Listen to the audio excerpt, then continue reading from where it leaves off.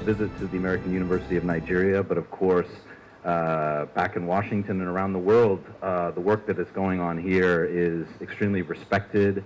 The talents of the students and the faculty and what's being achieved here, not just in the classroom, but beyond the classroom, and even at the secondary school that's associated with the university, is admired, and we just encourage you all to keep going and soaring on to even higher heights. So as Prof mentioned, I've been working Nigeria, like Carl, for many years, and just recently left government after 13 years working on Nigeria at Washington in the State Department, in our Defense Department, and so I decided to take a little time off to write this book. And the problem, of course, of not really having an institutional affiliation is you really have to come up with a way of describing yourself. And I spent a few months toying with, writer, researcher. But, one morning it occurred to me that at the end of the day, there are Russianists, there are Europeanists in academic studies. Why can't there be Nigerianists? So perhaps I'm making up a new field of study, but I think it suits me for now.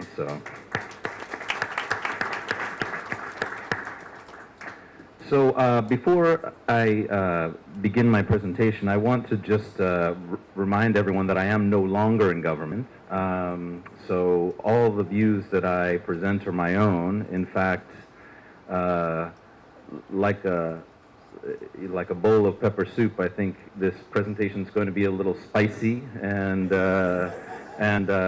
certainly it's not something you'd expect in terms of the polished talking points of a civil servant. If anything, it's actually a product of my experience working on Nigeria in the government in Washington, and seeing some of the challenges up close, and also seeing some of the ways in which U.S. policy towards Nigeria can be improved. And I think, in the interest of public discourse and honesty, I think it's very good to voice some of those things and put them out there in the hope that that will force people in power to think again and look at new issues. But essentially, talking through some of the more recent points on corruption in Nigeria and why that corruption has been so damaging in recent years. And from that point, I'm going to look at, really turn and look at a very, very different aspect of the problem, which is how international policymakers try to help construct solutions that, in this case, aid the Buhari government, but even without the aid of the Nigerian government, attempt to combat corruption and curtail it in Nigeria, and of course around the world. Because as many of you are probably thinking right now, corruption is not a uniquely Nigerian problem. Nigerian babies are not born more corrupt than Indonesian babies or American babies. Everyone is, born the same. And so the international community, the international banking system, international corporations, lawyers, estate agents around the world, they play a role in facilitating corruption in Nigeria as well. And so we're going to be looking at that dimension of the problem, which I think is a dimension that Nigerians often talk about in the public discourse about corruption, but I think doesn't get as much attention on what is going wrong within the borders, the boundaries of Nigeria itself. And then finally, we're going to talk, I'm going to present 3 very modest recommendations, and at the very end, I'll provide a very funny note about how those recommendations were received in Washington after this memo was published, and I'll give you a forecast about how likely they are to be implemented. And without giving it all away, you might suspect it's not entirely likely. So as Prof. Jacob mentioned, it goes without saying that corruption is endemic in Nigeria. And we've seen over the last few years especially, it drains billions of dollars from what is, where we are now. We're sitting in Africa's largest economy, and the continent's most populous country. It's very interesting how surprised people are when I tell them that by 2050, Nigeria will be the third most populous country in the world. Very few people, even within Nigeria, know that and understand how significant and strategically important a country Nigeria is. But most importantly, and as Prof mentioned, the systemic corruption in the government has had a catastrophic effect in very tangible ways. And here we are in Yola, and we've seen that corruption affected, especially in 2013, 2014, 2015, Nigeria's ability to combat Boko Haram, which, as we know, is the world's deadliest terrorist movement. And of course, within a few hundred miles of where we stand, has displaced 2 million people and killed hundreds of thousands of people through combat and disease. So although Nigeria and the United States have been close partners since Nigeria's democratic transition in 1999, elite corruption has undercut diplomatic relations and undermined U.S. investments in Nigeria's development, in the efforts to enhance security in Nigeria, and also efforts by Washington and the international community to foster good governance in Nigeria. So as we know, following President Buhari's 2015 election victory, senior U.S. policymakers saw there was an opportunity to support his aggressive anti-corruption efforts. However, I would argue that U.S. efforts have thus far been non-confrontational and have really been limited to public speeches by senior U.S. officials and high-level discussions, but have yet to actually translate into tangible policy action that would transform or render this great leap forward in terms of anti-corruption activities in Nigeria. Corruption is still treated within the U.S. policymaking apparatus as a secondary, standalone issue rather than as a potent threat to U.S. foreign policy interests in and of itself.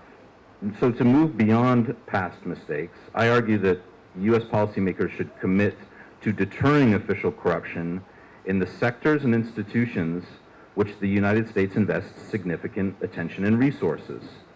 And as we know, these include the power sector, the security sector, the financial sector, and many, many more, including the education and health sectors, which we know are not immune from this type of corruption. So my recommendation, and we'll go through these in more detail later, is that at a minimum, the U.S. should plan to establish an interagency working group within the United States government to work specifically on Nigerian kleptocracy. This sounds like a fairly obvious solution, that you just get everyone together in a room once in a while to talk about the issue, but trust me, it's yet to happen in a formalized, consistent way. The second recommendation I have is to take one of the really talented investigative officers of the Federal Bureau of Investigation, the FBI, and put them in Abuja. Station them in with the EFCC so that there can be a really close exchange of information back and forth between U.S. law enforcement and Nigerian law enforcement. And then finally, and this is a little more complicated, the United States government should promulgate an executive order, which is a special policy tool which President Obama can sign into law, but is developed at the working level by people within the Treasury Department and the State Department to restrict financial transactions by corrupt Nigerian officials. So Nigerian official corruption is not new, and we all know this. It goes back to independence, if not before. It's thrived under both civilian and military-led governments and has involved leaders of every ethnic and religious stripe. However, under Buhari's predecessor, I believe, and this is controversial for some, I believe that President Goodluck Jonathan, under his tenure, official corruption rose in scope and scale, especially in the security, petroleum, and power sectors, where a great deal of government resources were being expended. Nigeria, I would argue, has one of the most corrupt defense and security sectors in the world, and this is according to new research done by Transparency International, UK, and their Defense Corruption Index. Decades of unchecked corruption have left the Nigerian military hollowed out and ill-equipped to handle the country's many internal security challenges, including the long-running Boko Haram insurgency that has killed tens of thousands of people. Security sector corruption, as we know, takes many forms, ranging from facilitating oil theft in the Niger Delta to procurement fraud, fraud related to the purchasing of arms and ammunition, or the misuse of opaque slush funds known as security votes. Nigeria's previous national security advisor, for example, is currently on trial for his role in diverting over $2 billion in security funds. And no matter how you slice it, $2 billion is a lot of money. However, to put that in perspective, the total amount of U.S. military and police aid between 2010 and 2014 was only $45 million. So the corruption just vastly exceeds what countries like the United States or the UK are trying to provide to assist the Nigerian army and other security agencies to do their job. So corruption also pollutes two areas that will shape Nigeria's economic future, the petroleum and the power sectors. Nigeria's state oil company, the Nigerian National Petroleum Corporation, has long been corrupt and mismanaged. And for those of you interested, there was an excellent report by the Natural Resource Governance Institute that they published last year on the scope and scale of this mismanagement and theft within the NNPC. In 2012, as we know, it was Nigerians took to the street after it was revealed that politicians had connived with domestic oil companies, many of which operated out of a briefcase, didn't even have an office, to steal $6 billion out of the budget through the use of fuel subsidy fraud. And then we also know that in the power sector, the Nigerian government has spent at least $14 billion since 1999 to develop the power sector. But as we know, most of that money has been misspent or diverted. And as we speak today, Nigeria's power supply is on par with the city of Edinburgh in Scotland, which has less than 500,000 people. So systemic corruption threatens democracy and good governance in Nigeria. And the EFCC, as we know, is actively investigating dozens of sitting and former officials, including governors. And we also know that that in the wake of the 2015 election, several senior election officials, it was revealed that they accepted millions of dollars in bribes to influence the outcome of elections in certain states. So since 1999, U.S. policy in Nigeria has focused largely on the areas that this corruption cuts across. So security cooperation, economic growth and development, and democracy and governance. By not directly confronting this corruption, the United States has done little to prevent kleptocrats, which is a great word, right? That is a combination of, kleptomania and and democracy kind of smushed together, so you have kleptocracy, from weakening Nigeria's political security and economic institutions. And I would argue that that directly undercuts America's own long-term foreign policy goals in Nigeria. So we'll get into detail now about some of the challenges in terms of the day-to-day workings of U.S. policy towards Nigeria. So U.S. anti-corruption policy continues to be ineffective in Nigeria for 4 reasons, in my experience. First, the interests of the senior U.S. policymakers, so we're talking about President Obama, Secretary Kerry, of course, who recently visited Nigeria, the Attorney General of the United States, and our Treasury Secretary. These high-level politicians, high-level officials have all gone on record as saying that anti-corruption efforts in Nigeria are a U.S. policy priority.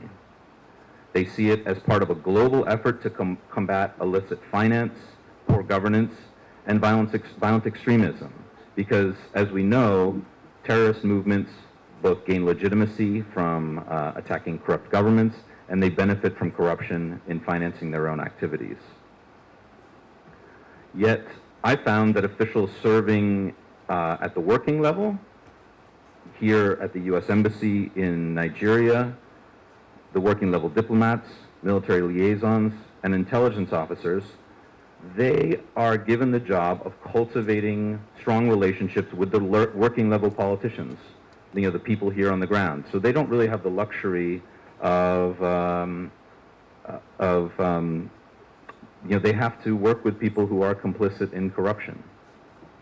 As a result, the sort of happy medium that these two groups of policymakers and their two different priorities have reached is that U.S. anti-corruption policy in Nigeria remains fairly broad-based and untargeted, and it's centered on modest assistance programs for police investigators at the EFCC and elsewhere, and then also assistance to civil society groups who work on corruption issues. But they've sort of ignored the meat of the issue, which is the corrupt officials themselves. One area where this tension plays out very visibly is the matter of visa sanctions for corrupt officials. Now, under former President Bush, he signed a presidential proclamation, which again is a type of policy tool in the United States, that stated that U.S. officials could revoke the visas, the ability of Nigerian officials to visit the United States if they are credibly implicated in corruption or convicted of corruption. However, what we've seen is that local U.S. diplomats based here in Nigeria insist that these visa revocations unnecessarily antagonize their Nigerian counterparts that they work with in government day to day, and they should be used sparingly. So in 2013, for example, an attempt by policymakers in Washington to revoke the visa of a unnamed corrupt former minister was derailed by a senior embassy official who claimed that doing so would put U.S. oil companies' business dealings at risk. So as a result, her visa was never revoked. Little evidence supports this argument, however, in my view, that revoking visas, basically shuts off lines of communication with Nigerian officials. In fact, at least one state governor who had his visa revoked over 10 years ago still routinely talks to U.S. officials and diplomats as any other governor would.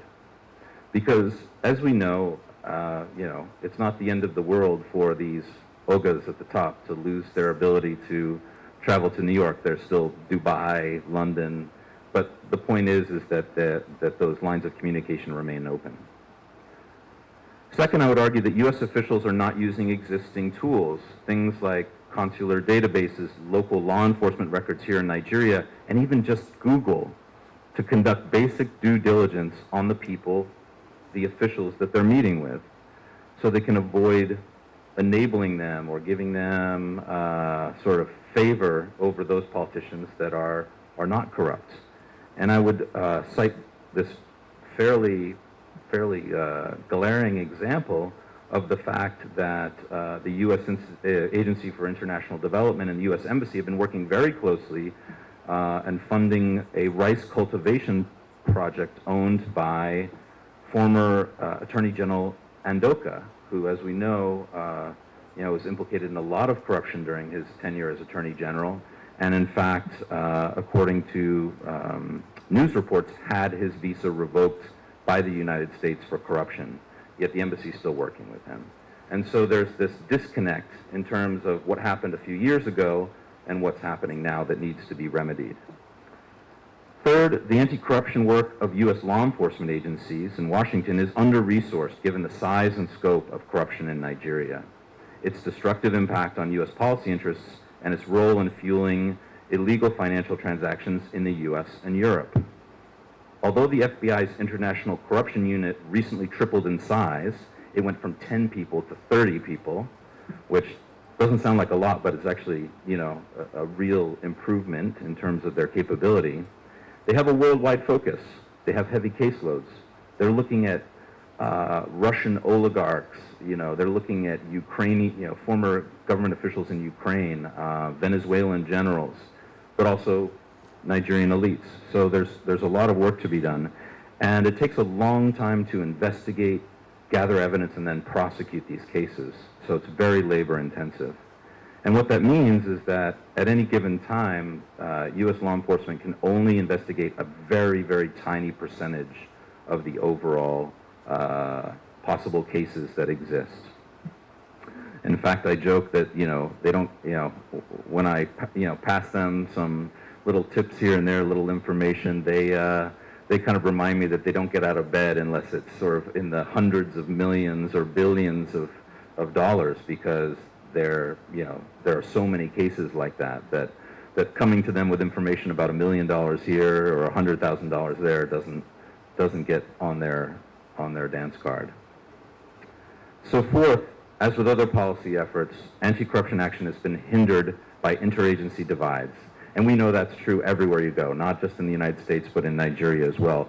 Government agencies don't talk to one another. They often duplicate effort. They have little turf battles. They don't cooperate.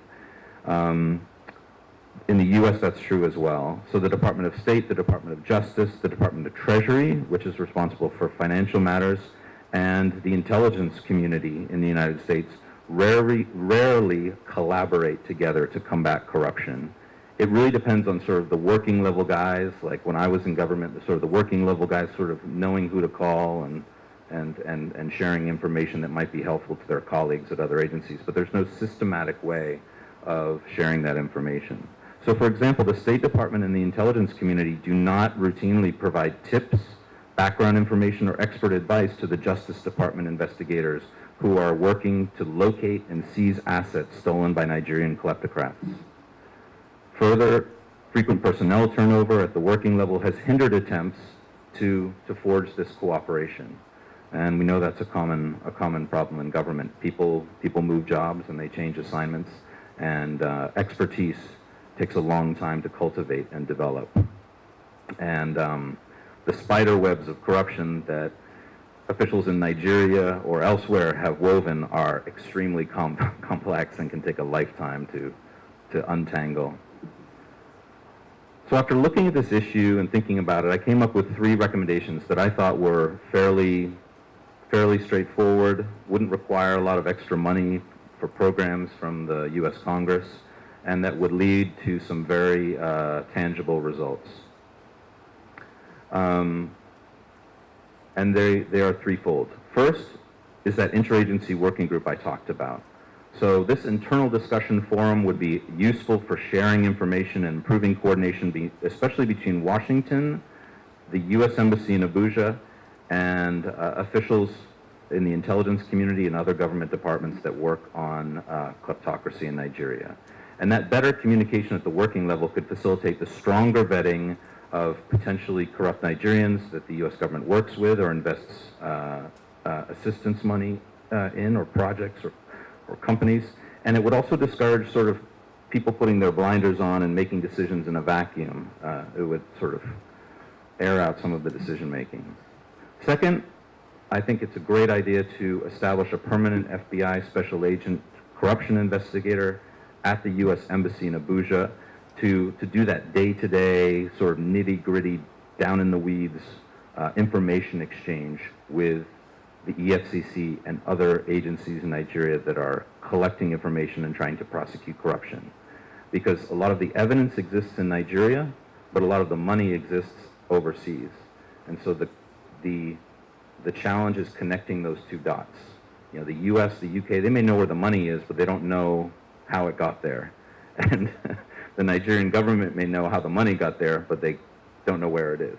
So it's important to connect those two pieces of the puzzle for success.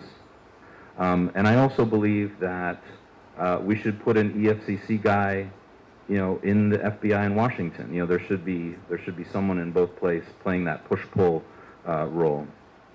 And then finally, and again, this is a little more complicated, is this idea of putting together an executive order on Nigerian kleptocracy. Executive orders, again, basically speed up the process by which U.S. officials in the Treasury Department can seize stolen money that is put in overseas bank accounts. And there aren't many of these. In fact, there are pretty much two. There's one for Ukraine that was signed a few years ago by President Obama, and there's one for Venezuela. And I think that, you know, if Ukraine's got one and if Venezuela's got one, there's no reason that Nigeria shouldn't have one.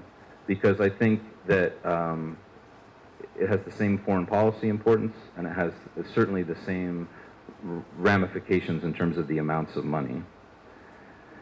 Now, the problem with these executive orders is they require a lot of momentum from a policy perspective. It's a months-long process that requires a lot of people from different agencies to come together and agree on this instrument and how it will read and what its limitations will be and so forth. But when it's in place, it works very, very well, and it facilitates the quick seizure of assets.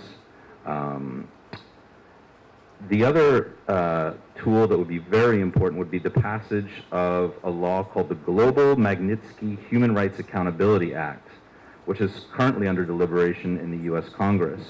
And this is a law that Congress has passed that essentially contains a lot of the same asset seizure provisions for corrupt officials and also officials that have been implicated in gross human rights violations, which, as we know, these types of violations have also occurred in recent years as the Nigerian military has prosecuted the Boko Haram fight. So these are very, very important tools and would have a deterrent effect on Nigerian officials accustomed to investing their illicit funds in real estate in the United States, in businesses, which is a very common practice. Because as I think Carl and I will talk about in a moment, the United States has some of the most opaque and mysterious and non-transparent corporate laws in the world. So when we talk about Panama and the Virgin Islands and other offshore locations, their laws are actually much more transparent in some ways than many U.S. states. So for example, in Delaware, Nevada, in the United States, you can set up a company that is not traced, not traceable, has no name attached to it. And these are very dangerous tools in terms of people hiding money and so forth. So I'll end on that note and say that by taking these steps, I believe that the U.S. can combine its anti-corruption policy rhetoric with some measurable actions to significantly reduce these illicit financial outflows from Nigeria. And as some of you may already know, Global Financial Integrity, the think tank, estimates that 178 billion U.S. dollars were removed from Nigeria and exfiltrated out of the country just between 2004 and 2013. So the scale of the theft is just astounding and heartbreaking. And so I believe that without these steps, and of course these are just the beginning, I think many more could be taken, Nigerian kleptocrats will continue to see the United States as soft on corruption and as a place to hide and spend their ill-gotten gains. Now, before I turn to our discussion and then on to questions from all of you, which we're very, very eager to get, so don't hold back. We need some difficult questions. I just wanted to circle back and tell you about the reaction I got in Washington when I published this sort of memo this summer with the Council on Foreign Relations.